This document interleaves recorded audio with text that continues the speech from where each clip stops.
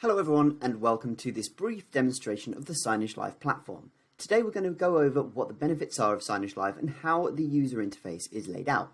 We'll cover a couple of elements, one of which will be the dashboard and the player control. The other one will be around content and how content is managed within SignageLive. And then we'll finish that up around the settings and what you can control within the SignageLive environment. So to get started then, the dashboard here gives us a high-level overview of our entire network. Regardless of how large your network grows, you'll be able to see at a glance how your entire network is running. At the top bar, you have an overview of everything. How many active licenses and players do you have? How many players are checking in correctly? And how many of them have your latest content? Down at the bottom, then, you can see a list of all of the individual devices. You can name them individually and organize them in the way that you want to see them, and you can see individual lists of how they are all behaving currently. When we want to, we can go into an individual device and go to the player details. But what I'm actually going to do in this case is go to the network manager, which gives us a little bit more control. Just one other thing on the dashboard, if we're looking at setting up a dashboard, obviously when you log in at a glance, it will tell you how your dashboard is behaving or how your players are behaving. But we can also enable proactive monitoring, so you can receive alerts via email or text to let you know how your devices are doing without actually logging into the platform itself. Now what I've gotten into is the Network Manager, which gives you this high-level overview of your entire network from a slightly different view. What we can do here is folderize them by location or whatever's most beneficial to us. We can have a look at all of the individual players and thumbnails of what that player was showing in the last 5 minutes, and that's a screen grab, so a really accurate representation of what that screen was showing. We can have a little bit more information around what kind of player this is, and I can go into that player detail if I want to view it in more detail. So things like, when did it last connect in? What CPU usage does it have? What RAM usage? We can also control a range of elements within this player. So how often does it check in for new content? How often is it rebooted? How often is it checking in for that thumbnail? We can also preview any content that's on that player, arrange any tags, which are basically meta tags. So a player can belong to a whole range of different tag groups, which allows you to search for them later. This is really beneficial on a large overview or a large network. If we have hundreds of players, we're going to be able to section them into different zones and say we want to be able to search for these players based on location, potentially by franchise group or owner, or how they're organized in terms of portrait or landscape or any other combination depending on what you want to achieve. So that's a little bit of an overview of the Network Manager and the player control. There's a whole lot more there, but again, we want to keep this fairly succinct. If you've got any questions on that, reach out to us. We have a huge amount of control when it comes to reporting on these players and understanding how they are delivering their content. Speaking of which, let's go over to the content side of things next. So on the content drop-down, we have three main elements that I'm going to cover today: the playlist editor, the layout designer, and the publisher. The playlist editor is where we spend most of our time, especially those that are kind of hands-on with the platform, updating content.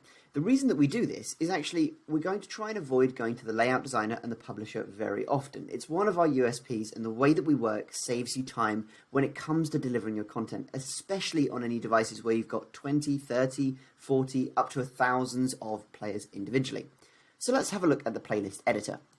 The playlist editor is split into three sections. The left-hand side, a range of folders for you to organize your content, very similar to any kind of browser experience or kind of Windows experience you would have had. In the center section, anything within that content. So if I click on the folder, you can see the content that's within there. To upload my new content, I can hit the plus button, and we can upload things like media assets, images, videos, web pages, RSS, media RSS feeds, IPTV streams, a whole host of different content that you can upload into SignageLive. Now, for those who have users that maybe don't have a huge amount of content resource to hand, we have the SignageLive Marketplace.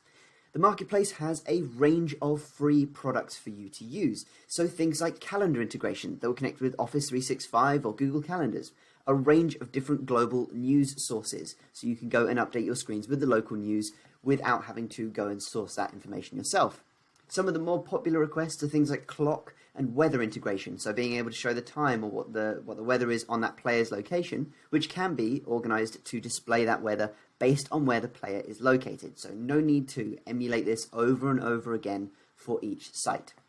Count up and count down timers, a whole range of tools here that I'm not going to go through all of them, but it just gives you this breadth of content. So if you don't have a content creator in-house, you have some tools at your disposal. Some of those that will be coming out shortly and most likely even be released by the time this video is aired is things like social media Twitter integration, and there'll also be approvals available so you can approve or decline who can upload content into SignageLive. So that's the marketplace. The overview here from the playlist editor. What we're going to do is create a range of content. So if I go to all of my content here, I can simply select whatever it is that I'm looking to display. So I'm going to go and search for some MP4s here, grab some MP4 files, and I'm going to click and drag them onto the right-hand side.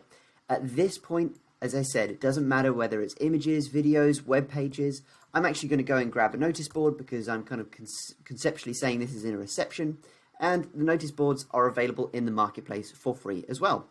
The benefit of the market board notice boards is we can double click on the notice board app, and I can go in here and change the text of whatever it is, like so. So at this point, I can simply go and update my screen at a couple of clicks without having to republish everything, without having to organize everything, and you can have as many of those on the screen as you want. At the end of the day, what we're going to end up with here is a rotation of the content that we want to see on the screen. Now, we can actually go even further here and say, well, okay, I've organized all this content in here, but it's actually content prepped for the next few weeks. So I can double click on any asset, get a larger preview and make sure, yep, this is exactly what I'm hoping to see. I can go have a look at the duration of that asset and change that. We can also do this en masse as well for those looking to manage a lot of content. Then we have things like validity and recurrence, the ability to schedule when your content turns up. You may have certain image files that you've organized to turn up at the end of October, certain ones ready for Christmas, certain ones ready for next year. You can pre-plan all of that into the platform so it turns up as and when you need it to. So I'm going to say I'd like this to run from September 24th all the way until October 30th, and then hit OK. You can see that tab has now turned blue, just to let me know, hey, it's not displaying right now. It will turn green when it is displaying, amber a few days before it expires, and red once it's expired completely. On top of that, we can also go into those individual assets and organize things like reoccurrence. If you've got an asset that turns up on a weekly basis, or a Friday, or a Monday, or whatever that might be. Now, there's more to be talked about there, but that's a really high-level overview. We can build that in. Some of the additional functions we have within SignageLive that really assist when it comes to control that content is in the control assets folder. Things like capture card for live TV from an HDMI input, interrupt triggers, localized playlist that can be controlled by a local user. So you may have someone that just logs in and manages the top left-hand corner of 4 screens, as an example. A nested playlist with the ability to take a range of assets that rotate in and out on a regular basis, but it only picks 1 or 2 of those slides and then rotates around and around to add a lot more variety to your content. Once you've created your playlist or created a range of different playlists, I can go on to the next step. Now, if we're looking to display this full screen, we can skip straight to the publisher, but just to display what the layout designer can do, I'm going to go over to there next. Now, the layout designer has a range of different designs that you can pull from. We have a range of layout backgrounds that you can go and get from the marketplace, but if you want to start from scratch, you absolutely can do. I'm going to hit the plus button and create a new layout from scratch.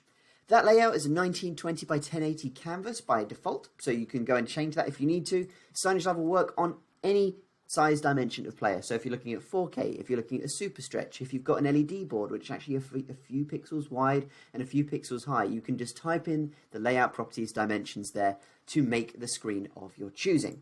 You can then also go and change things like the background, which puts a nice image just across the entirety of the screen. Now, whether that is an image that you've taken from the SignageLive marketplace, such as the one that I've just pulled here, or you can go and create your own content and design your own background. There is no right or wrong answer.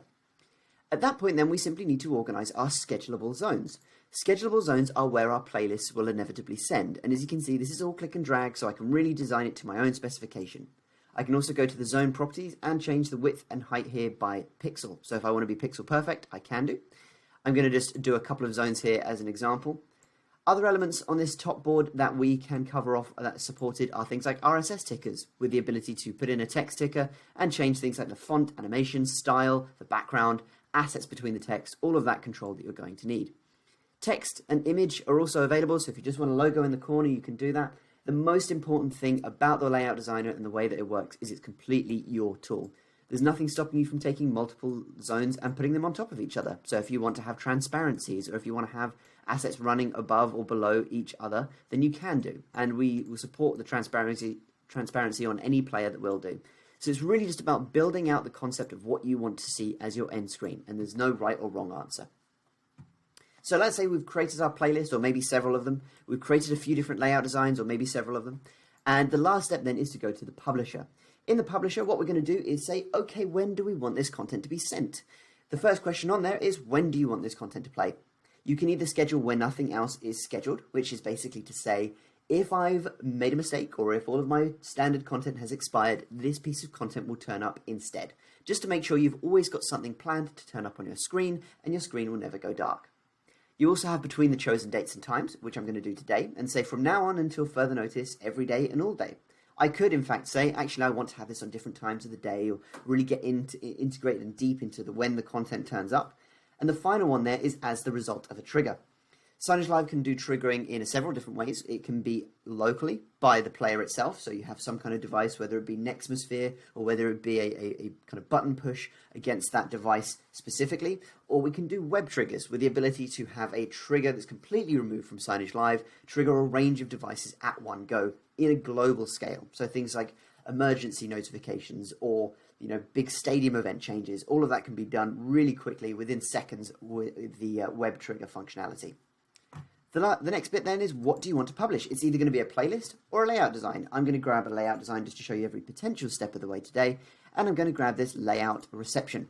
That'll double click and open up, and you can see those zones that we were playing around with earlier are now in this section for us to fill out. I can select each one of these and schedule a new piece of content, whether that be a playlist, whether it be something that I've made in the past, whether it be one that I know is already running in a different location. There's no right or wrong answer there. So I'm going to go and find a weather app. So I've made a playlist with a dedicated weather application in there. I can do another one, and I'm just going to fill out these zones of content in the way that I want them to be distributed. I'm also going to fill in my RSS ticker here, like so. So now we have a range of content all running on the same screen, all pulling from their individual playlists, which gives you the benefit of not having to repeat this process each time. We're simply going to just go and change the playlist when we need it to. The final question then is saying, well, which players do we want to go to? So as we mentioned, as we start to scale, we might not want all of the content to be identical, but we might say, actually, in this case, this is going out to 5 of those players, and we can search via the folders or the tags that I made on those players earlier, and I can see here, if I open up my tag manager, I can see all the tags associated with those players, and I'll hit OK. That will then do a quick double check for you. Make sure all those players are supported, all of the players are running as expected, there's no concerns, you're not trying to send a portrait into a landscape screen, anything like that, and we can do a full review. Make sure, yes, this is the content we're hoping to see. Yes, these are the players we want to send them to, and we would hit that Publish to Players button. Now, depending on how often you set up your content to refresh, whether it be once every minute or once every 24 hours, or whatever your preference may be, it will start to display on the screen for you. A couple of things just to mention around that. So, obviously, the way that SignageLive works, we're entirely cloud-based, but that does not mean that your content is dependent on that cloud connection. The content will update will stay on the screen regardless of internet connection. As long as it's downloaded in advance, it's stored then on that player locally and will be stored until it's ready to display. One other thing just to mention to you, which is about content management. So in that exact example we just gave, we actually said that we wanted to display a range of players, the exact same content. Well, that's great, and let's say that's our simplest solution. However, what if someone says to us, well, what if I have my playlist, and I know my playlist is appearing on 7 or 8 different locations, and I've got one unique piece of content. Do I need to go and create a whole new playlist from scratch just for that one-off instance? The answer is no. What we can do is grab our unique piece of content that we want to click and drag. Let's say this Cinco de Mayo content, which would only be relevant in Mexico, let's say. I can double-click on that asset, go to a tab here called Conditions, and say whether I would or would not like that content to display based on the tags that we made for the player earlier. So a really useful feature when it comes to being specific of where you do or do not want that piece of content to appear. So at this point, now that I've hovered over it, it will say that this asset will only play if the player happens to have the tag Sin1. So it really is up to you, and you can build those out. One of the most beneficial tools when it comes to organizing and content creation on a larger scale. So that's a very brief, high-level overview of the basics of the SignageLive platform. SignageLive has been around for over 20 years, so we've been building out lots of key features for unique instances. So things like proactive monitoring, as I mentioned before, proof of play, real-time events, automatic playlists. There's a whole host of additional features and functionality we can cover depending on what you're looking to do. But this is some of the basics.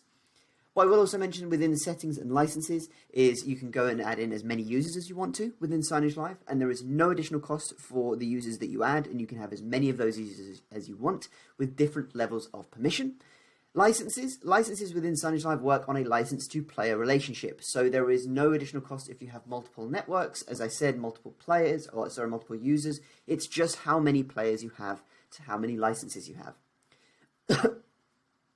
All of those users will be able to use the free support. So if we go onto the live chat here, you can have as many users invited into SignageLive as possible without additional charge. So those users that you're inviting into SignageLive can come to our support center, ask any questions that they need to. They will be given documentation on how to do the steps that they need. But if they're still stuck, they can speak to a human being. And that's available from 8 a.m. till 6 p.m. BST or GMT, depending on what time of year it is. So that's a really high-level overview of the SignageLive platform. Hopefully that's been of use. If you have any questions, do feel free to reach out to us. We're really excited to have a further conversation with you. Any unique instances or use cases that you may have that you think, does this fit? We probably will do. We'd love to have that conversation and find out more about your project or solution. Thanks very much, and we'll speak to you again next time.